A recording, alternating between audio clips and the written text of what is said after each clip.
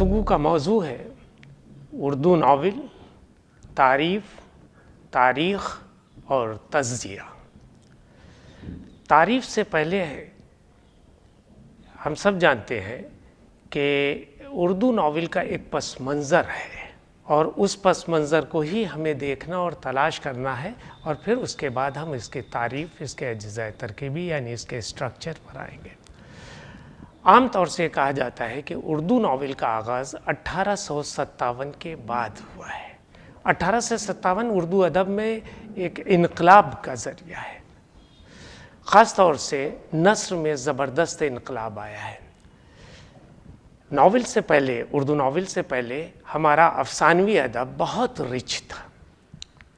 ہماری داستانیں، ہمارے قصے بہت، اور ہمارے ہی نہیں بلکہ دنیا بھر کے تھے، لیکن دنیا میں ان قصوں کو تقریباً 100 سال پہلے ایک نئی شکل، نئے حیات، نئے ساخت دی گئی اور ناول کا نام دیا گیا۔ اسی قوم کے ذریعے ہم نے سیکھا 1857 کے بعد کہ ہم بھی اب اپنے افسانے کو، اپنے افسانوی ادب کو ذرا سا تبدیل کریں، ورنہ ہمارے افسانوی ادب میں جو قصے تھے، جو داستانیں تھیں، ان میں زمان و مکان کا تعین نہیں تھا۔ اس میں مافوق الفطرت کردار تھے، مغیر العقل باتیں تھیں، یعنی وقت گزاری یا دل بہلاوے کی تقریباً ایک چیز بن چکی تھی۔ لیکن 1857 کے بعد ہمارے مفکروں، ہمارے دانشوروں نے یہ محسوس کیا کہ اب ہمیں بہت سی تبدیلیاں لانی ہیں علم اور ادب میں، خاص طور سے نثر کے میدان میں۔ قصے کو ایک نئی شکل دی گئی اور اس میں جو پہلا بڑا نام ہمارے یہاں سامنے آتا ہے وہ ڈپٹی نذیر احمد کا ہے۔ ڈپٹی نذیر احمد کے سامنے بھی ایسا نہیں ہے کہ وہ نہیں جانتے ہوں، کیونکہ انہوں نے ترجمہ کیا تھا، وہ انگریزی سے واقف تھے کہ یہ ناول ناولہ سے مستعار ہے، اور ناولہ کے معنی ہی نیا کے ہیں، یعنی کچھ چیز نئی ہو، نیا پن ہو۔ تو ان قصے کہانیوں کو نئی شکل دیتے ہوئے باقاعدگی کے ساتھ پہلی بار ڈپٹی نذیر احمد نے ناول کی بنیاد رکھی، اور ان ناولوں میں انہوں نے اصلاحی مقصد، تعلیمی مقصد، فلاحی مقصد کو فروغ دیا۔ ان کے جتنے ناول ہیں وہ خاص طور سے پہلی بار وہ قصوں میں یہ شکل دکھلائی گئی کہ بچیوں کی تعلیم اور تربیت کی طرف توجہ دی جائے، اور یہ بہت بڑی بات تھی۔ ڈپٹی نذیر احمد کے ساتھ بھی جو ہمارے ناول آئے ہیں، یہ جو ناول کا ذکر چلتا ہے، تو اس پس منظر سے ہم الگ ہٹ کے کہ اس کا ماضی کیا تھا، ہم صرف ناول پر ہی بات کریں گے، داستانوں سے گریز برتتے ہوئے، کہ ڈپٹی نذیر احمد کے بعد جو لوگ آئے جنہوں نے ترجمے کیے اور یا تاریخی ناول لکھے، سماجی ناول لکھے، اصلاحی ناول لکھے، رومانی ناول لکھے، یا طنزیہ اور مزاحیہ ناول لکھے، تو یہ تقریباً 35 سال کا عرصہ ہے۔ ڈپٹی نذیر احمد سے عبدالحلیم شرر تک ہوتا ہوا راشد الخیری تک آتا ہے، لیکن راشد الخیری سے پہلے ایک بڑا نام ہے اور ایک بڑا ناول ہمارے یہاں آ جاتا ہے جس کا نام ہے امراؤ جان ادا۔ 1899 میں شائع ہونے والا یہ ناول ڈیفینیشن یعنی تعریف کا تعین کرتا ہے کہ ناول کی تعریف کیا ہو۔ اب اس سے پہلے بھی ناول کی تعریف تھی، لیکن اس ناول کی تعریف میں باقاعدگی کے ساتھ، یعنی پہلا مکمل ناول ہمارے یہاں امراؤ جان ادا آتا ہے، اور امراؤ جان ادا کا صرف اسی سے آپ دیکھ سکتے ہیں کہ یہ کس طرح سے ہو سکتا ہے کہ اس میں رسوا نے ذکر کیا ہے، کس کو سنائے حال دل زار اے ادا، آوارگی میں ہم نے زمانے کی سیر کی۔ زمانے کی سیر آپ بیتی، یعنی یہیں سے ناول کی اور قسمیں بڑھ گئیں کہ یہ آپ بیتی کا بھی انداز ہو گیا، خود نوشت کا انداز ہو گیا، مکالماتی انداز ہو گیا، شعور، تحت الشعور اور لاشعور کا بالواسطہ یہیں سے آغاز بھی ہوتا ہے، اور اپنے عہد کا بہت ہی اچھا ناول جسے ہم کہتے ہیں اردو ناول کا ابتدائی دور، یعنی ابتدائی دور کے بعد جو دوسرا دور ہمارا 20ویں صدی سے شروع ہوتا ہے، وہ دراصل بہت اہم دور ہے ہمارا۔ 20ویں صدی کے آغاز میں ہی اتفاق یا ہماری خوش قسمتی اردو والوں کو کہ انہیں دو بہت بڑے ناول نگار مل گئے، راشد الخیری اور پریم چند۔ دونوں کا انتقال 1936 میں ہوا، دونوں ہم عصر، حالانکہ عمر میں راشد الخیری بڑے تھے۔ راشد الخیری نے 22 ناول، پریم چند نے 13 ناول، 12 مکمل، 13واں لکھ رہے تھے کہ انتقال ہو گیا۔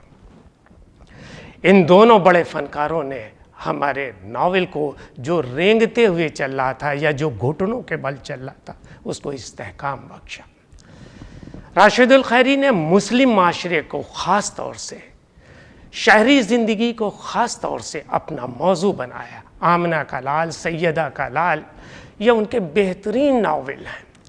اسی طرح سے پریم چند نے بھی معاشرے کو لیا، سماج کو لیا، لیکن سماج اور معاشرے کے ساتھ ساتھ انہوں نے گاؤں کی زندگی کو فوقیت دے دی، اور ایک نیا ہمارے سامنے ایک شکل آ گئی کہ گاؤں کی زندگی کو افسانوی ادب میں، صدیوں کے افسانوی ادب میں کوئی مرکزیت نہیں دی گئی تھی۔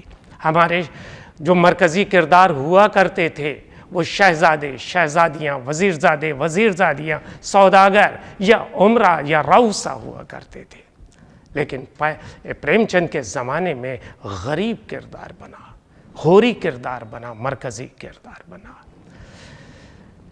گوبر کردار بنا، اور یہ وہ لفظ ہیں جو عوام سے جڑے ہوئے ہیں۔ تو اسے ہم کہتے ہیں ترقی پسند تحریک سے پہلے کا زمانہ جو ہمارے یہاں ناول ہے، اور اس دور میں ہم اسٹرکچر کے لحاظ سے یا تعریف کے اعتبار سے دیکھیں تو قصے پن پہ زیادہ زور دیا گیا ہے۔ قصہ واضح ہو، قاری کو سامنے رکھ کے اس کا ایک وسط آغاز ہو، اس کا ایک وسط ہو، اس کا ایک انجام ہو۔ آغاز میں عموماً کسی منظر کا سہارا لیا گیا، کسی روایت کا سہارا لیا گیا، کسی اچھے بات کا سہارا لے کے ناول کو شروع کر دیا گیا، اور پھر اس میں اپ اینڈ ڈاؤن، اتار اور چڑھاؤ آتے رہے۔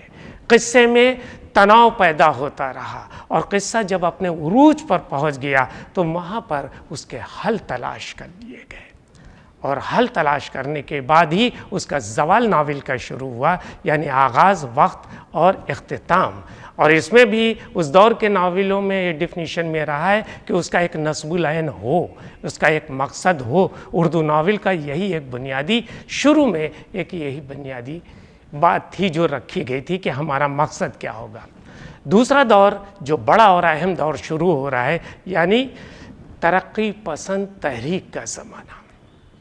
پریم چند ترقی پسند تحریک کی پہلی کل ہند کانفرنس کی صدارت کر رہے ہیں، جو جلسہ ہو رہا ہے 10 اپریل 1936 کو لکھنؤ کے رفاع عام ہال میں۔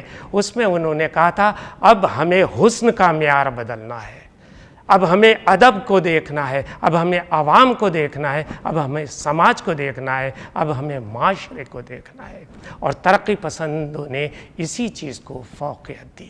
ترقی پسندی کے زمانے میں جو ناول لکھے گئے ہیں، عصمت چغتائی ہے، حیات اللہ انصاری ہیں، جو بڑے یہ نام ہیں، عزیز احمد ہیں، ان لوگوں نے بھی سماج کو، معاشرے کو اور تاریخ کو بھی اپنے سامنے رکھ لیا ہے۔ ترقی پسندی کا زمانہ 1960 تک چلتا رہا ہے۔ ڈھیروں ناول لکھے گئے ہیں، ایسے ناول کہ جہاں یہ ہمیں احساس دلاتے ہیں کہ 1947 کا زمانہ آیا تو ناول نگار نے لکھ دیا، اس کا عنوان ہے اور انسان مر گیا، رامانند ساگر کا ناول۔ تو موضوع کا ہمیں پتہ چل جاتا ہے کہ کس طرح کے ناول ترقی پسندوں نے لکھے۔ یعنی ایک طرف حب الوطنی کا جذبہ، دوسری طرف جنگ آزادی کا جذبہ، تیسری طرف تقسیم کا عالمیہ، اور پھر تقسیم کے بعد کیا ہوا، یہ چیزیں بیان کر دی گئی ہیں۔ لیکن اسی بیچ یہ بھی ہوا کہ کہاں تک ہم سماج کو دیکھیں، معاشرے کو دیکھیں، حقیقت پسندانہ زندگی کو دیکھیں، ظاہری چیزوں کو دیکھیں. ایک نعرہ بلند ہوا کہ ہم نفسیاتی طور پر بھی تو دیکھیں ہمارے اندر کی جو ٹوٹ پھوٹ ہے, ہمارے اندر کی جو کشمکش ہے, انسان کے اندر کیا کچھ ہو رہا ہے, اس کو ناول میں ہم کیسے اور کس طرح سے پیش کریں. جدیدیت نے اسی پر ناول کی بنیاد رکھی, اور جدیدیت میں کہانی پن یعنی قصے کو فوقیت نہیں دی گئی, بلکہ علامتوں کے ذریعے, اشاروں کے ذریعے, تمثیل کے ذریعے مختصر طور پر اپنی بات بیان کی گئی, جس کی وجہ سے کچھ ناول ہمارے یہاں مشکل ہو گئے. ماں بعد جدیدیت کا زمانہ جو 1980 سے شروع ہوتا ہے وہ کہانی کی واپسی کا زمانہ ہے. پھر سے کہانی آئی اور اچھے ناول نگاروں نے اس بات کا خیال رکھا کہ جو کچھ ابتدائی دور کی خوبیاں تھیں ہم وہ بھی لے لیں, جو ترقی پسندوں کی خوبیاں تھیں ہم انہیں بھی لے لیں, جو جدیدیوں کی خوبیاں تھیں ہم انہیں بھی لے لیں, اور نئے انداز میں ناول دیکھیں. ہم اپنی بات کو 2-3 مثالوں پر ختم کر دینا چاہتے ہیں. جیسے ہم نے شروع میں کہا کہ ابتدائی دور کے بہترین ناولوں میں امراؤ جان ادا ہے, جہاں پلاٹ, کردار, فضا, ماحول, کردار سب کچھ نظر آتا ہے. پریم چند کے زمانے کے بہترین ناولوں میں, یعنی جو پریم چند کا زمانہ ہے 1903 سے لے کے 1936 تک کا, اس میں سب سے اچھا ناول آتا ہے گؤدان. اور گؤدان میں یہ دکھلایا گیا ہے کہ دیکھیے کہ کس طرح سے دیہی زندگی کردار کے اندر کیا ہے, کردار کے باہر کیا ہے, پہلی بار احساس دلا دیا گیا ہے ہوری کے ذریعے, جو اس کا مرکزی کردار ہے, یا اس کے بیٹے گوبر کے ذریعے, یا اس کی بیوی دھنیا کے ذریعے.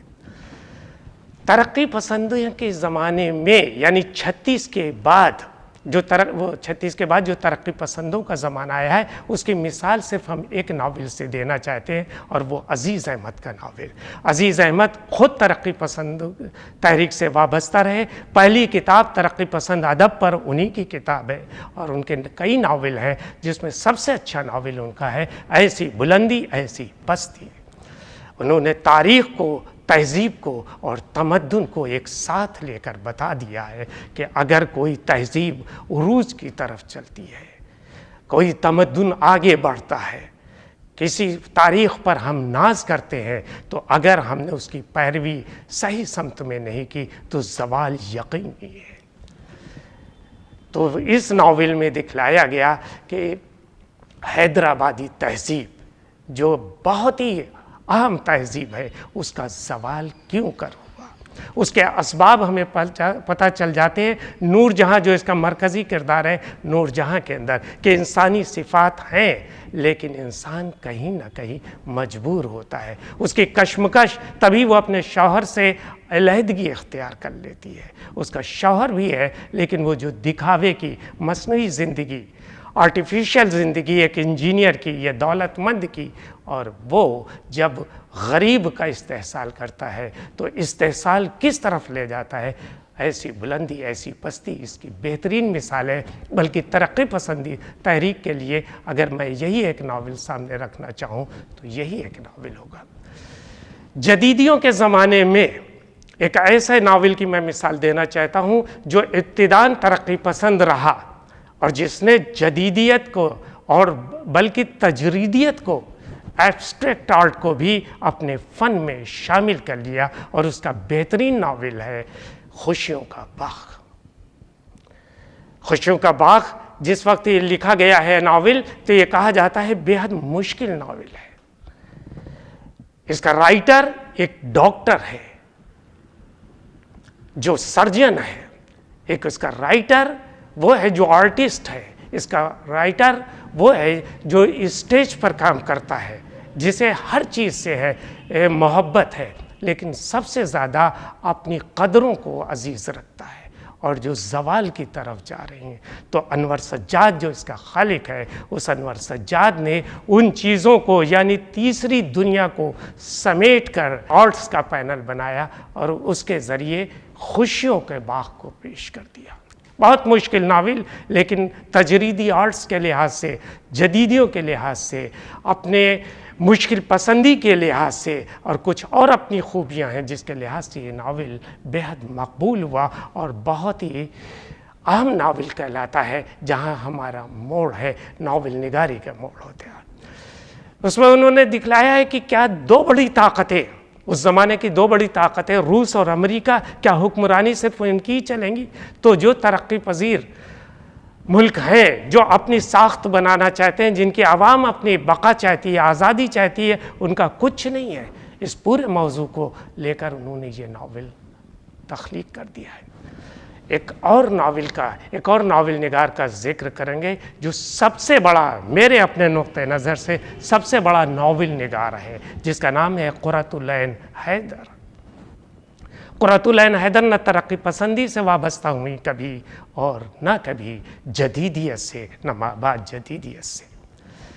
یہی ہے کہ ڈیفینیشن کچھ بھی اس کا تعین نہیں ہو سکتا ہے کہ پلاٹ ہو، قصہ ہو، کردار ہو، فضا اور ماحول ہو، اسلوب بیان ہو، نقطہ نظر ہو، وغیرہ وغیرہ، وسط ہو، آغاز ہو، اختتام ہو، سب کچھ ہوگا، لیکن یہ سب کچھ فنکار کے ثوابدید پر منحصر کرتا ہے۔ وہ کس طرح سے اس نے اپنے ذہن میں پلاٹ کو ترتیب دیا ہے، کس طرح سے وہ پیش کرنا چاہتا ہے، یہ پہلی بار قرۃ العین حیدر نے ہمیں بتایا۔ قرۃ العین حیدر نے آگ کے دریا میں 2500 سال کے ہندوستان کی تاریخ کو پینٹ کر دیا۔ 4 حصوں میں ان کا جو ناول ہے، جو ہمیں بتاتا ہے کہ قدیم ہندوستان کیا تھا، مڈل میں کیا رہا ہے، ماضی وہ اور جدید کیا ہے، اور ماں بعد جدید کیسا ہو سکتا ہے۔ گوتم نیلمبر، انہوں نے وقت کو فوقیت دی، زمانے کو فوقیت دی، اور وقت کے بہاؤ کو سمیٹا، دریا کے بہاؤ سے تشبیہ دیتے ہوئے انہوں نے شعور اور تحت الشعور کی جو کشمکش ہے اس کو اپنے ناول میں سمیٹ لیا، اور اس فنی خوبی سے انہوں نے اس ناول کو پیش کر دیا کہ ابھی تک ایسا شاید کوئی ناول نہیں آ سکا ہے۔ حالانکہ جو میں چوتھے ناول کا ذکر کرنا چاہتا ہوں، جس پر اردو کے ایک بڑے نقاد اسلوب احمد انصاری نے لکھا ہے کہ مجھے آگ کے دریا سے زیادہ پسند ہے دشت سوس۔ دشت سوس جمیلہ ہاشمی کا ناول ہے۔ اس ناول میں انہوں نے ایک نئے انداز سے پیش کیا ہے۔ انہوں نے کہا ہے، یہاں بھی انہوں نے تاریخ کو، تہذیب کو، تمدن کو، اور ہمارے عقائد کیا ہیں ان کو سمیٹ لیا ہے، فلسفے کو، تصوف کو، وجودیت کو۔ بہت مشکل ہے ایک خاتون کا اس طرح کے نام عباسی آیت کو لیتے ہوئے اور دور جدید میں بیان کر دیا کہ ہم صرف چھوٹی چھوٹی باتوں میں الجھے رہے، ہم بحث اور مباحثے میں پڑھتے رہے، ہم تکرار کرتے رہے، ہم اچھا اور برا کہتے رہے، اور دوسرے نے ہم پر ہمیں شکست دے دی تو کیوں دے دی۔ دشت سوز بہترین ناول ہے۔ اسی کو کہتے ہیں، بہت سی چیزیں کہہ سکتے ہیں کہ دو طرح کی چیزیں، اچھائی اور برائی کی کشمکش کیسے ہوتی ہے، کیسے فرد بنتا ہے، کیسے قوم بنتی ہے۔ اس چیز کو سید محمد اشرف نے بڑی خوبی سے بیان دیا۔ یہ وہی جہاں تک وہ لے جا سکتے ہیں تاجکستان یا ازبکستان کا جو ذکر کرتے ہیں، تو وہ کہتے ہیں یہ وہ قوم ہے جس سے دنیا تھرا رہی تھی، چنگیز خان اور ہلاکو، تیمور، لیکن انہوں نے ہی تو سبق بعد میں دے دیا۔